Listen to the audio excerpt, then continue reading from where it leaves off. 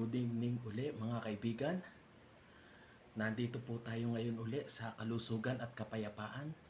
Ating pong pagsalu-saluhan ang gabing ito sa ating tatalakaying ang title po ay kalusugan.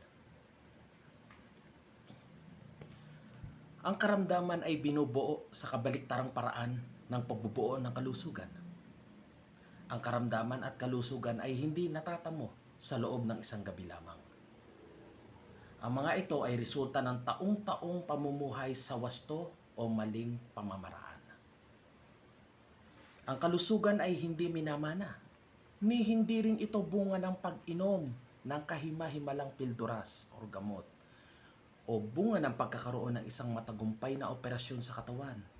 Ang kalusugan ay bunga ng wastong pagkain, ehersisyo, pahinga, sikat ng araw, sariwang tubig, wastong pananaw sa buhay, at sariwang hangin.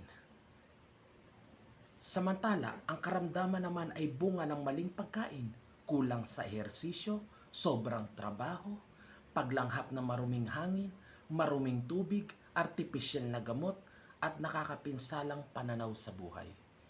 Yung po pala ang kaibahan ng dalawang iyon. Biruin nyo, magkabaliktad po sila. Ang kalusugan ay isang bahagi na kahit ngayon ay maari nating makamtan o buuin. Kung isasagawa na natin ang mga aral na natutunan natin sa aklat na ito, ang karamdaman ay dapat nang maging isang bagay na nakaraan kapag ipinasya na nating igupo ito. Magmula sa kalalim-lalimang sanhi nito at hindi lamang bigyan dagling lunas ang mga nakakaabalang sintomas. Ang kalusugan ay hindi lahat sa buhay. Subalit dapat nating malaman na kung wala nito, ang lahat ng bagay sa buhay ay nawawalan na rin ng kabuluhan. Ibig sabihin, kapag tayo'y nagkasakit na ng gusto, parang wala nang kwentang mabuhay. Yun ang totoo, di ba mga kapatid?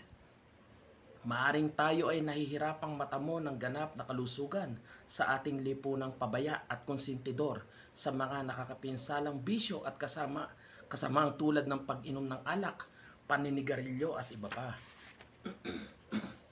Subalit ganun pa man, bilang mga individual na mamamayan, tayo ay maaari pa rin maging malusog at manatiling malusog kahit na ang buong bansa ay nalulong ng masyado sa donut, hamburger, ice cream, kape, tsokolate, spaghetti, soft drinks at marami pang ibang nakasasamang pagkain at inumin. Hindi ito sapat na dahilan upang tayo ay hindi na makapagpasyang kumain na lamang sa mga sariwang gulay at prutas sapagkat ang katawan ng tao ay hindi nilalang upang kumain ng mga pagkain may halong pampreserba, pampalasa, pampakulay, pampalambot, pampatigas at iba pa. Sa pagbibigay ng lunas ng anumang karamdaman, kadalasan ay kailangan baguhin muna ang pagkain. Halimbawa, kailangan alisin ang pagkain ng karne, kape, donut, ice cream, puting asukal at iba pa. Kapag ito'y hindi ginawa, hindi magkakaroon ng matagalang lunas ang pasyente at ay nagiging Dr. Shopper at drugstore hopper lamang ayon kay Dr. Bernard Jensen ng bansang Amerika. Kadalasan ang mahalaga ay hindi kung anong gamot ang dapat ipainom, kundi kung anong mga maling bagay ang dapat na ituwid upang magtamo ng permanenteng lunas. Sa ngayon, hindi gaanong pinapansin ng mga manggagamot ang nutrisyon o pagkain.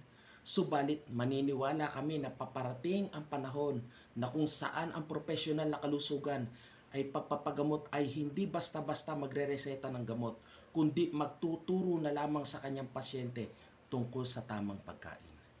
Napakaganda nun, no? Hindi na halos maooperahan, hindi na isasalang sa ospital, lalo na kung yung mga medyo madadaling sakit lang na maaagapan. Tamang kaalaman lamang ay maiiwasan na ang mga bagay na yon kung maiiwasan lang natin. Ang ibig sabihin ng pagbubuo ng kalusugan ay ang paglisan sa hanay ng karamihan ng mga taong patuloy na gumagamot lamang ng mga sintomas, naglulunas lang ng hapdi, at sumusunod sa 3 na umiinom ng 3 beses na gamot sa loob ng isang araw na paraan ng pagbibigay ng lunas, hindi magtatagal at ang mga nagliliwanag na mamamayan ay magsisitungo sa paraan ng pag-iwas ng mga karamdaman sa pamamagitan ng pagbubuo ng malusog na katawan. Hindi na magtatagal ang araw na kung saan magkakaroon ng mas maraming tuturo kaysa pagbibigay lunas. Napakaganda nun. Hindi na nga magtatagal ang panahon na kung saan maiisip ng mga tao ang mabuhay ng napakahaba ay hindi sapat na kalusugan, ngunit ang mabuhay ng malusog ay sapat ng haba. Napakaganda mga kapatid. Maganda ang sinabi at tinuran ng librong ito sa huli. Lalo pa ito na sinabi ng isang salawikaing inchik, ang pantas ay gumagawa ng kanyang sariling desisyon, ngunit ang taong may mahinang ulo ay sumusunod lamang sa pampublikong opinyon. Tama naman, di ba? Tama yun. Sabi nga po ni Thomas A. Edison, ang manggagamot sa hinaharap ay hindi na basta magre-reseta ng gamot, ngunit tuturuan na lamang niya ang kanyang pasyente ng pag-aalaga ng kanyang katawan, ng wastong pagkain at ng mga sanhi ng karamdaman at kung paano ang ito ay maiiwasan. Napakaganda ng ganun na tayo may kaalaman. Na kahit papano sa halip na mapunta sa isang malalang sakit maiiwasan natin dahil alam na natin ang technique dito. Alam na natin ang mga halamang gamot, kung paano maiiwasan yung mga bagay na yon, iiwasan yung mga bisyo na dati nating ginagawa. Napakasarap po ng bagay na dito sa ating binasa ngayon, napakaganda po nito. Na ang title ay kalusugan. Napakaganda po. So tayo po ay nagtapos na sa isang araw na ito. Shout out nga po pala sa aking mga kaibigan. Diyan po sa may Bai sa Caloocan, kasamahan din po natin. Best friend ko po, Jeffrey Hidalgo, na nakatira diyan sa may Rubyville. Diyan naman po sa Amerika, California. Nandiyan po si Reginald Santa Lucia, isa pong nurse. At diyan naman po sa Sultan Kudarat, ang kaibigan din po natin na nandiyan si Raymond Castillo. Diyan naman po sa Saudi Arabia, ang ating kaibigan din po na si Jay Robles. Ingat ka dyan. At ang ating pong kaibigan na nasa Bulacan po, na pinsan ko rin, Rodolfo Reyes. Mag-iingat kayong lahat. Medyo magkakalayo man tayo, medyo minsan nagsasama-sama rin. Maraming salamat po sa inyong lahat at patnubayan po sana tayo lagi ng poong may kapal. Maraming salamat.